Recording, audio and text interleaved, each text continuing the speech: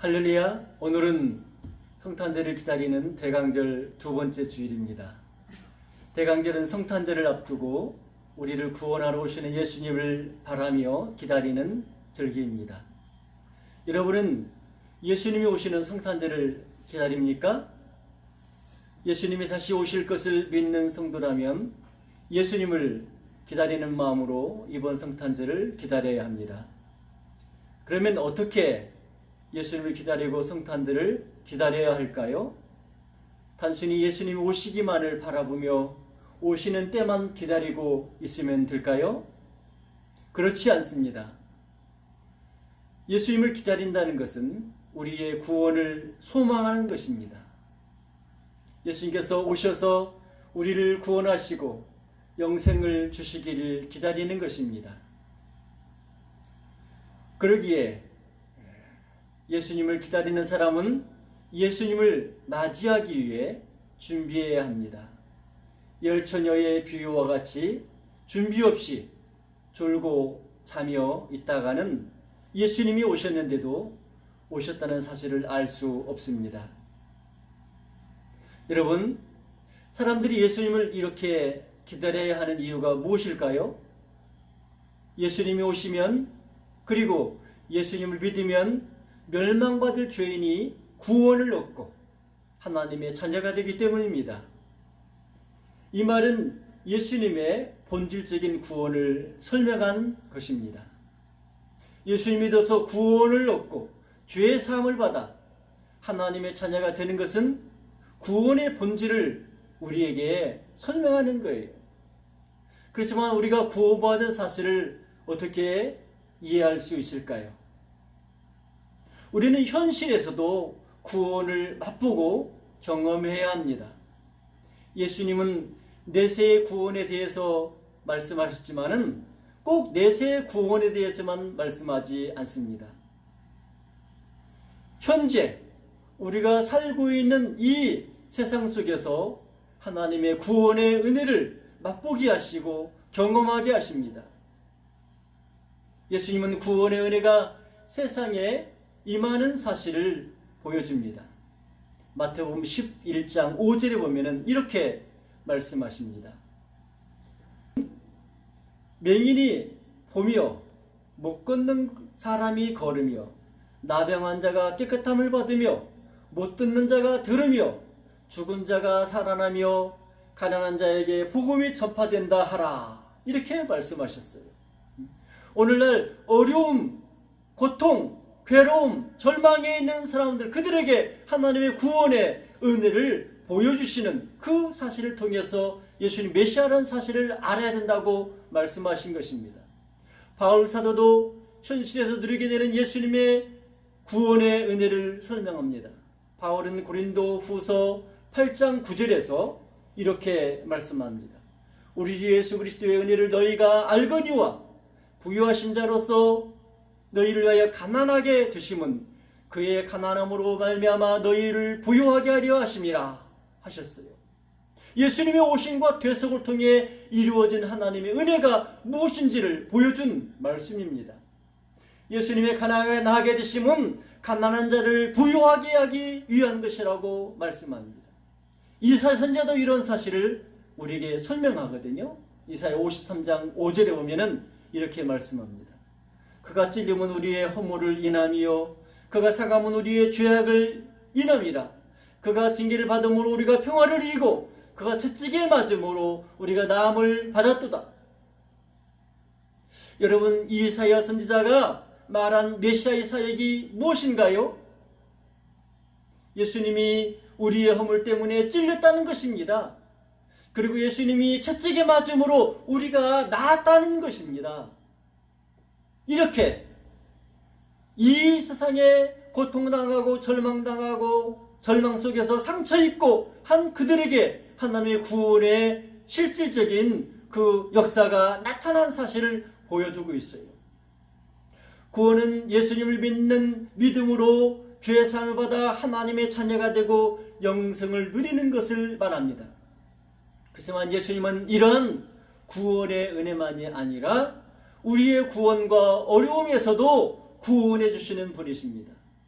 우리의 모든 육적인 문제를 해결하는 것이 목적은 아니지요. 그렇지만 하나님을 알게 하기 위하여서, 하나님을 신뢰하고 예수 그리스도를 믿도록 하기 위하여서 하나님께서는 우리에게 현재 우리의 상황 속에서 예수 이름으로 말미암은 놀라운 구원과 하나님의 은혜를 경험하게 하시는 것입니다.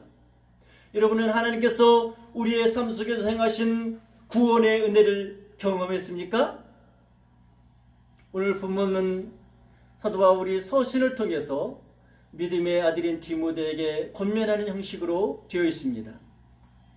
하나님께서 바울을 통해 디모데에게뿐 아니라 모든 성도들에게 교훈한 말씀입니다.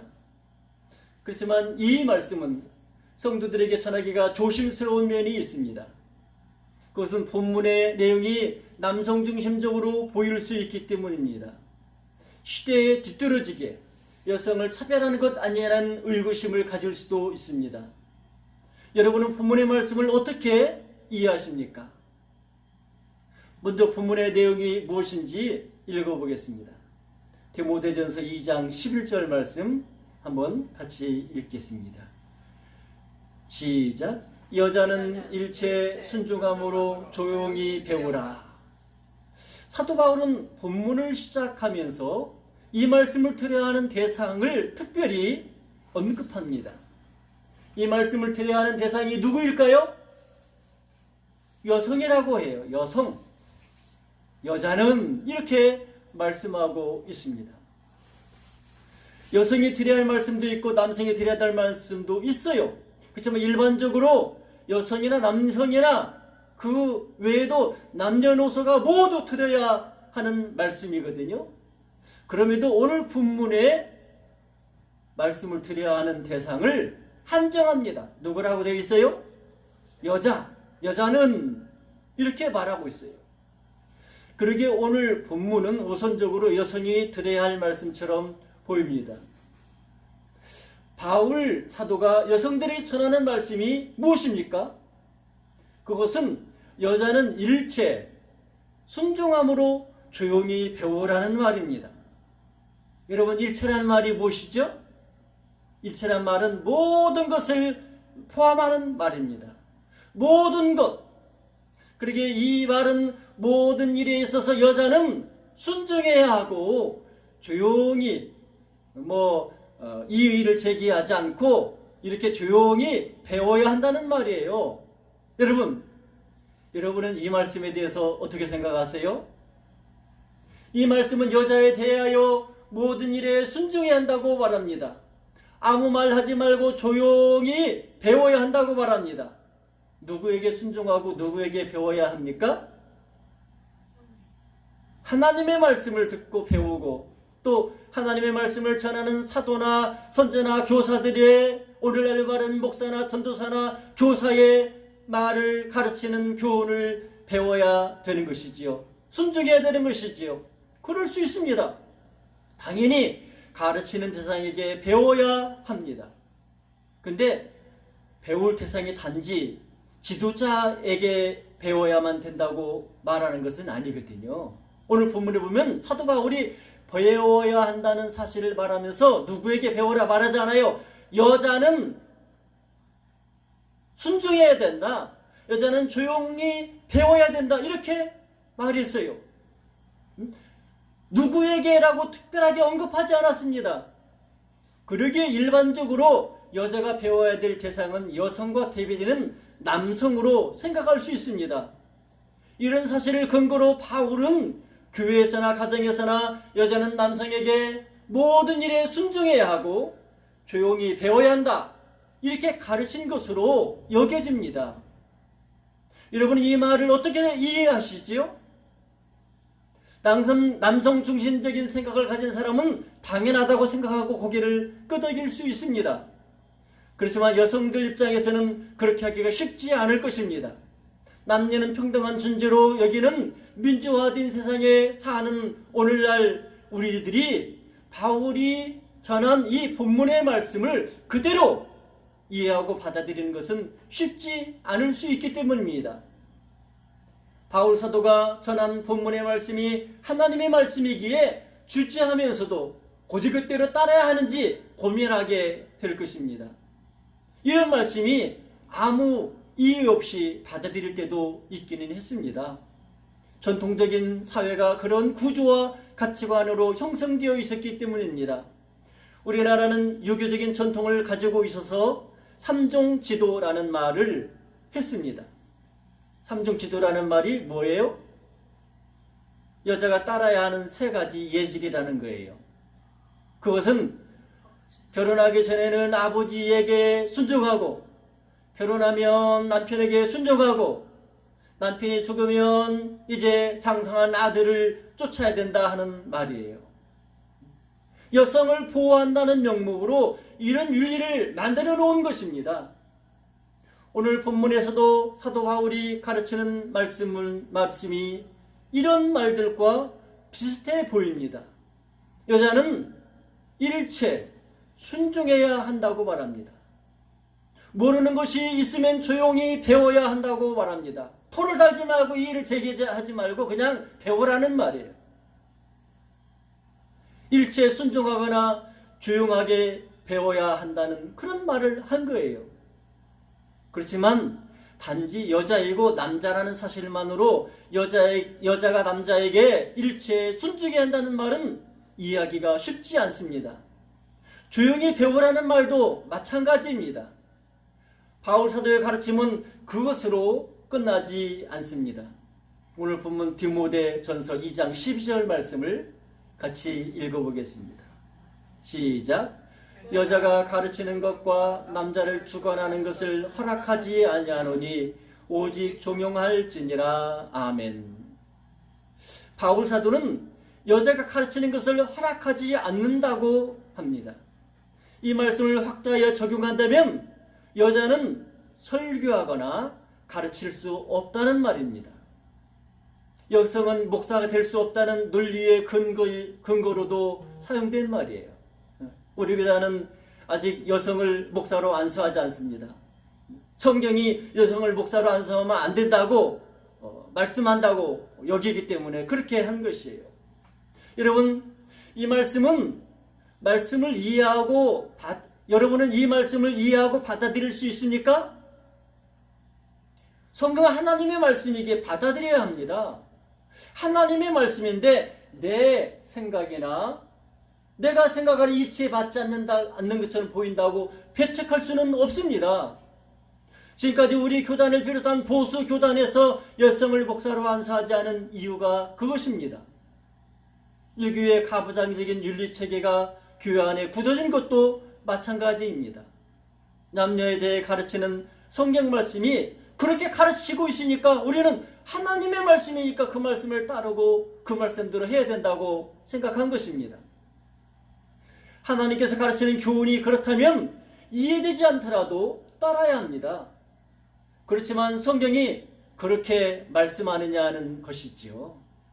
언뜻 보기에는 사도 바울이 전하는 말씀이 그렇게 이해될 수도 있습니다. 표현된 말 자체를 보면 분명히 여자에게 교훈하는 말이고요. 그리고 일체 순종하라고 했습니다. 자기의 생각이나 이론을 내세우지 말고 무조건 가르친 대로 배우라고 말하는 것처럼 보입니다. 이런 해석에 아무 말할 수가 없었어요. 그렇지만 오늘 본문의 말씀은 그런 말씀이 아닙니다.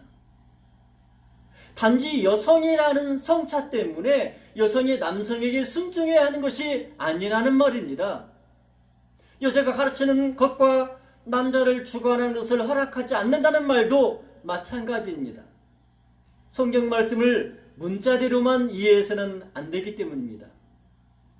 성경이 기록될 당시의 문화와 배경을 고려하여서 그 시대 사람들에게 전한 말씀이기 때문에 이 성경을 문자로만 받아들이면 안 되고 그 당시 문화와 배경을 고려해서 오늘에 맞게 하나님의 말씀을 전해야 되는 것입니다.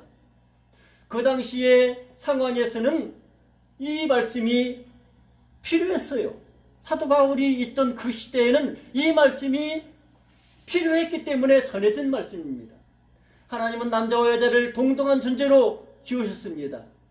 순서의 차이가 있지만 동일한 인격체이고 인간이기 때문에 동일하게 지으신 것입니다. 에덴 동산에서 아담과 하와에게 어떤 차이가 있었습니까? 여성이라는 자체가 남성보다 못하거나 열등한 것이 아닙니다. 그러게 오늘 본문과 같은 말씀을 단순히 남성과 여성의 문제로만 이해하려고 해서는 안 됩니다. 오늘 본문을 보면 순종하고 배우고 주관하는 것은 성차의 문제가 아니라는 사실을 알 수 있습니다. 오늘 본문에서 바울 사도가 순종하라고 말하고 조용히 배우라고 한 이유가 무엇일까요? 오늘 본문 디모데전서 2장 13절 14절 말씀을 함께 읽어보겠습니다. 시작. 이는 아담이 먼저 지음을 받고 하와가 그 후며 아담이 속은 것이 아니고 여자가 속아 죄에 빠졌습니다. 아멘. 아멘. 여러분은 이 말씀을 어떻게 이해합니까? 어떤 사람들은 이 말씀을 가지고 여자가 나중에 짐을 받았고 여자가 먼저 죄에 빠졌기 때문에 여성을 목사로 안수할 수 없다고 말합니다. 여성 안수를 반대하는 사람들의 주장이 일면 타당한 것처럼 보일 수도 있습니다. 이 말씀이 여자는 모든 일에 순종하고 조용히 배워야 한다는 교훈으로 제시되어 있기 때문입니다. 그렇지만 이 말씀의 의미를 자세히 살펴보면 그런 말씀이 아니라는 사실을 알 수 있어요. 아담이 먼저 지음을 받고 하와가 나후 중에 지음을 받았으니 나중에 지음받은 여성인 하와가 아담에게 순종한다고 하는 것. 이 말씀이 뭐예요? 이것은 질서를 말하는 거예요. 질서. 그렇습니다. 질서는 중요해요? 안 중요해요? 중요합니다. 우리는 질서를 지켜야 합니다. 자녀는 부모의 가르침과 교훈을 따라야 합니다. 성도는 목사와 장로 그리고 교회 지도자들의 지도를 받아야 합니다. 하와도 아담에게 순종해야 합니다. 아담이 먼저 지음을 받았고 하와가 나중에 지음 받았어요.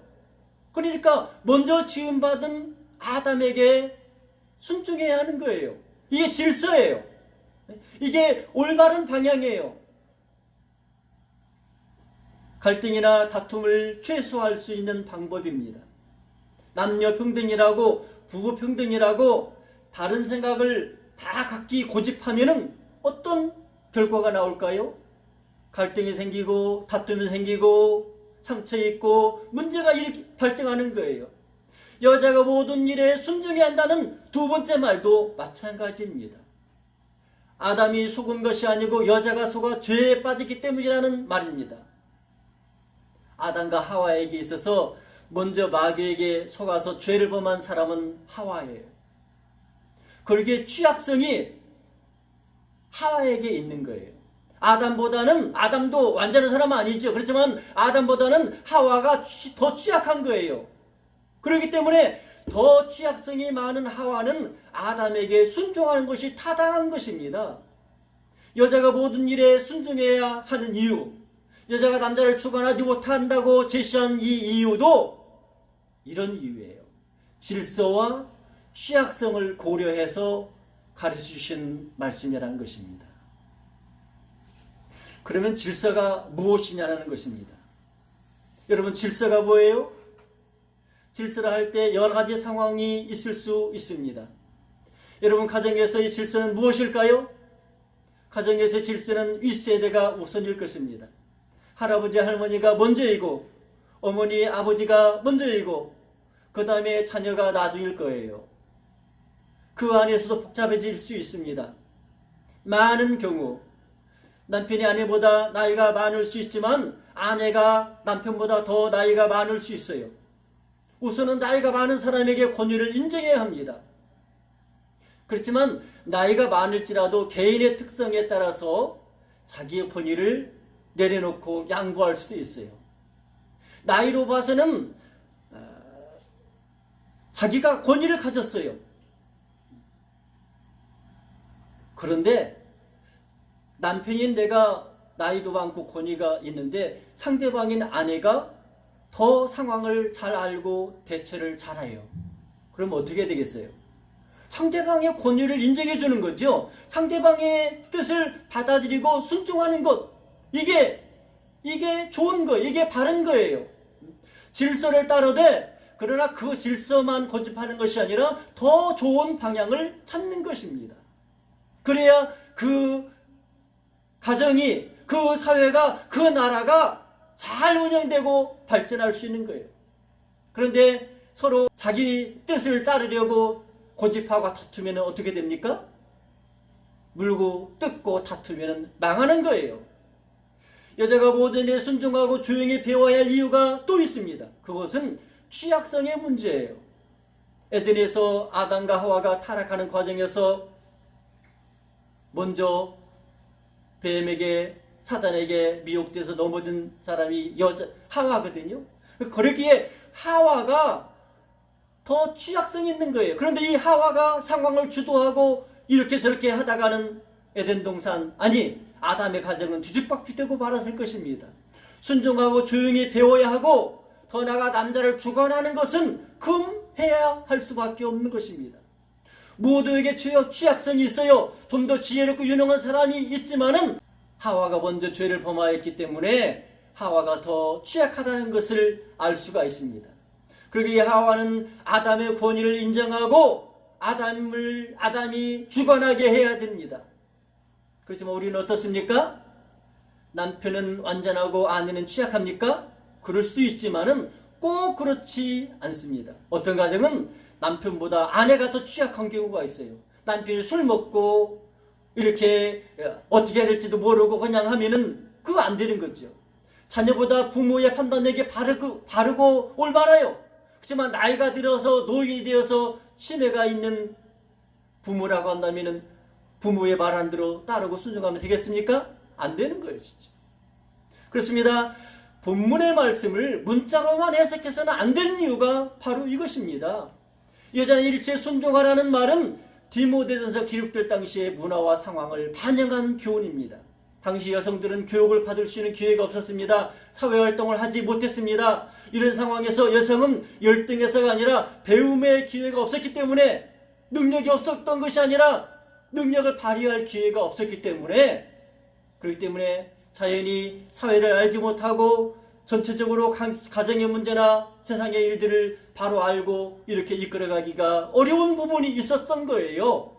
이런 환경에 살고 있는 여성들은 가정이나 주변 환경 상황밖에 몰랐을 거예요. 알지 못하기에 어떤 일이 발생해도 문제를 파악하거나 대처할 수 있는 능력이 부족했을 수밖에 없습니다. 그런데 섣부르게 나서서 이렇게 저렇게 한다면은 그것이 큰 문제가 되고 가정을 어렵게 하고 교회를 어렵게 하고 나라를 어렵게 하고 할 수 있는 것입니다. 그렇게 바깥 세상을 잘 아는 사람이 상황을 주도해서 이끌어가고 또 여자는 순종하고 이렇게 할 수밖에 없었던 것입니다. 이런 구조를 바꾸기 위해서는 혁명이 일어나야 되는데 혁명을 일으키십시오. 성경 그렇게 할 수 있습니까? 그건 아니지요. 그러기에 여자애들에게 모든 일에 순종하고 조용히 배우라. 그 상황을 변화시킬 수 없기 때문에 그 상황 속에서 올바로 대처하는 법을 말한 것입니다. 바울 사도가 전한 본문의 말씀은 당시의 상황을 고려해서 여자들에게 주신 말씀입니다. 그렇지만 바울 사도는 하나님께서 그렇게 말씀하신 이유가 무엇인지를 설명합니다. 그것은 질서를 따라야 한다는 것입니다. 질서만도 아닙니다. 능력이나 취약성을 고려해야 합니다.